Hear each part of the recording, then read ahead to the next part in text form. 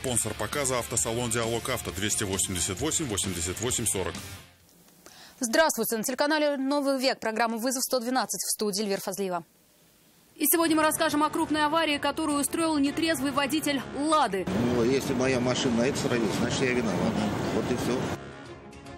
Покажем, к чему привело желание выпить и слепое следование к заветной цели. Я ему сказал: подожди маленько, подожди, куда ты, а он пьяный. И он говорит: А также, как уроженец Нигерии обманул ознакаевца больше, чем на 500 000 рублей. Я совершал преступление, обманул человека. Я очень сильно извиняюсь. Это и не только. Прямо сейчас. Нетрезвый водитель «Лады Калина» стал причиной серьезной аварии на улице Васильченко. Он не справился с управлением, выехал на полосу встречного движения, где врезался в Mitsubishi Lancer. Предполагаемый виновник ДТП признал вину в самой аварии, но при этом уверял всех, что абсолютно трезв, и в качестве железного аргумента согласился пройти тест. Айгуль Батрудинова узнала результаты и по административному кодексу предсказала его ближайшую судьбу. Он вылетел на встречку, я еще ушел от поворота, и он мне перрон, зацепил. Водитель Mitsubishi понимает, еще легко отделался. Столкновение со встречной «Лада Калина» было не лобовым. Отечественная легковушка врезалась в заднее левое колесо иномарки. Благодаря этому водителям удалось избежать серьезных травм. Когда владелец иномарки подошел к предполагаемому виновнику ДТП, он сразу понял, в чем была причина аварии. Я к нему подошел, с ним запах салона. Водитель «Лады» признал свою вину в аварии, заявив, что не справился с управлением на гололеде. Но то, что был нетрезв, отрицал категорически. И даже чтобы подтвердить свои слова, не отказался от прохождения экспресс-теста на алкоголь. Прибор показал содержание больше 1 миллиграмма чистого спирта в литре выдыхаемого им воздуха. Но такое свое состояние он, видимо, считал совершенно нормальным. Ну, если моя машина на это сравнит, значит, я виноват. Вот и все. Понятно. Но то, что пили, это неправда, да, считаете? Но доказать свои слова в суде мужчине теперь будет крайне непросто. И, вероятнее всего, его ждет лишение водительских прав, крупный штраф. И оплачивать ремонт иномарки, скорее всего, ему также придется самому. Айгуль Батрудинова, Айрат Назипов, Константин Бушуев, «Вызов 112». Желание выпить сделало для мужчины невидимыми все препятствия и опасности на пути к заветной цели. И он, устремленный в магазин, смело шагнул на проезжую часть улицы Короленко, но сделал это там, где переходить дорогу нельзя, и к тому же прямо перед едущим автомобилем. Нафиса Минязова узнала состояние пострадавшего. Не переходить дорогу не положено. Водитель «Лады Гранта» признается, что появление пешехода просто не ожидал. Переходить дорогу в этом месте запрещено. Заметил виляющего из стороны в сторону мужчину слишком поздно, пытался избежать наезда, но не смог. я ему сказал: подожди маленько, подожди, куда ты, а он пьяный. И он говорит: ну как я постоял нормально. И что вот он? Ну он виноват, с одной стороны, честно. Спешил он, как говорит знакомый пострадавшего, в магазин за очередной порцией спиртного. Говорит, и до этого было выпито прилично, но мужчине, видимо, было недостаточно, и на пути к цели он не видел препятствий.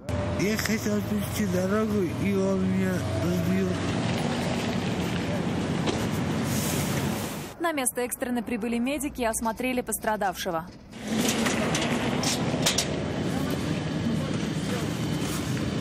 Предварительно у пострадавшего перелом ноги, у него рассечена бровь. Его сейчас госпитализируют в 7-ю городскую больницу. Нафиса Минязова, Константин Бушуев. «Вызов 112». «Лада» 14-й модели сгорела сегодня во дворе одного из домов по улице Короленко. К моменту приезда огнеборцев пламя уже полностью поглотило автомобиль. Несмотря на то, что огонь потушили за считанные минуты, спасти машину не удалось. От нее остался лишь обгоревший остов. Причину пожара предстоит установить дознавателям. Завел, пошел домой. Дома выхожу, она уже горит. Серьезная авария произошла на перекрестке улиц Ленинградская и Симонова. Причиной стала банальная спешка. Один из водителей при повороте слишком далеко заехал на встречную полосу. К чему это привело, расскажет Наталья Мезина. Водителю такси в свое оправдание сказать нашей съемочной группе было нечего. Ситуацию прояснил второй участник аварии. Рассказал, что ехал по Ленинградской и на пересечении с улицей Симонова столкнулся со встречным автомобилем Hyundai. Он, получается, хотел, наверное, пропустить кто едет на встречку, получается. Но он немножко вперед дал. И все, и я влепился в него. То есть он вас не пропустил, получается? Не пропустил, получается, да. По правилам дорожного движения водитель автомобиля перед разворотом или поворотом налево обязан пропустить встречный транспорт. Однако в этом случае водитель такси не спешил признавать вину. Но не хочет признавать, говорит что-то по обоюдному, что-то там туда-сюда. Свою правоту водитель «Тойоты» намерен доказывать с помощью видеорегистратора. Наталья Мезина, Айрат Назипов, Константин Бушуев, вызов 112. По похожему сценарию произошла авария на выезде из Казани. Недалеко от садового товарищества «Солонка» столкнулись «Лада Калина» и «Киа Рио». По рассказам водителя отечественной машины, иномарка не пропустила его при повороте налево. Обе машины получили сильные механические повреждения, но люди в аварии не пострадали. 60-летний житель Азнакаева перевел 25-летнему уроженцу Нигерии больше 500 тысяч рублей, будучи уверенным, что общается с молодой наследницей миллионов долларов. И его помощь может вернуться ему, приумноженной во много раз. Алия Хайруддинова о мечтах, разбитых о реальность. Я совершал преступление обмануть человека. Едва владея русским языком, 25-летний житель Нигерии уболтал 60-летнего азнакаевца отдать ему 524 тысячи рублей. Отдал мужчина деньги добровольно, но только потом осознал, что сделал это, наверное, зря. Пошел в полицию и рассказал, что в интернете познакомился с очаровательной 23-летней девушкой, беженкой из африканской страны, и выведал у нее, что отец ее, не бедный, в общем-то, человек, скончался. Получить положенные ей по закону 6 миллионов долларов девушке очень хочется, но вот оформить наследство дистанционно очень сложно.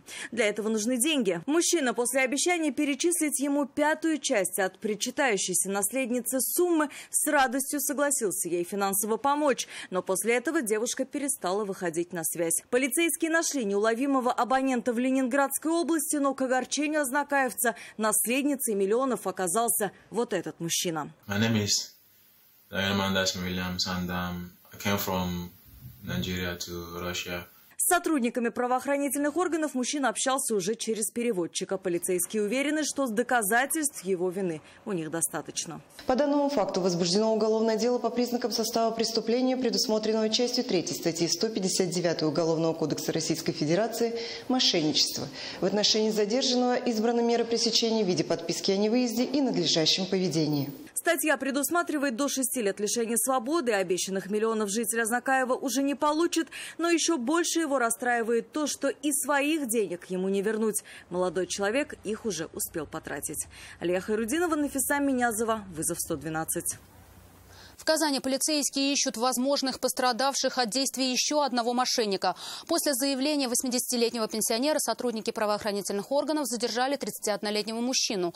Он признался, что постучался в одну из квартир на улице Чуйкова. Открывшему дверь пенсионеру представился специалистом по обслуживанию квартирных сигнализаций и уверил в необходимости ее ремонта. Чтобы создать видимость работы, на несколько минут вышел на лестничную клетку, а когда вернулся, попросил за труды 47 тысяч рублей. Пенсионер расплатился, но позже догадался об обмане и обратился в полицию. Мужчина не стал отрицать своей вины и сознался в содеянном. По данному факту следственными органами возбуждено уголовное дело по признакам состава преступления, предусмотренной частью 2 статьи 159 Уголовного кодекса Российской Федерации «Мошенничество». Сотрудники полиции устанавливают его причастность к аналогичным преступлениям, совершенным на территории Казани. Всех, кто пострадал от действий предполагаемого злоумышленника, просим сообщить об этом в дежурную часть управления МВД России по городу Казани по телефону 291 48 21. Подпольное казино раскрыли сотрудники экономической безопасности и противодействия коррупции. Игорное заведение располагалось в здании бывшей гостиницы «Буинска». Оттуда оперативники изъяли системные блоки, карты клиента, документы, мониторы, картридеры, сотовый телефон и деньги. В ходе проведенных сотрудниками подразделений экономической безопасности мероприятий незаконная игорная деятельность ликвидирована. По данному факту следственным органам Следственного комитета Российской Федерации по Республике Татарстан возбуждено уголовное дело по статье «Незаконная организация и проведение азартных игр». Это все, о чем мы успели вам рассказать. Обо всех происшествиях вы можете сообщать нам по телефону 570 50 50 или на мобильный 8 98 69 112 112. Также мы доступны в социальных сетях. Присылайте видео, снятое вами. В студии была Эльвира Фазлиева. До встречи и не бросайте вызов судьбе. Вдруг она его примет. У каждой обложки есть свой герой. Дерзкий, стильный, интеллектуальный. ХВЛ FC Mix. Герой первой полосы.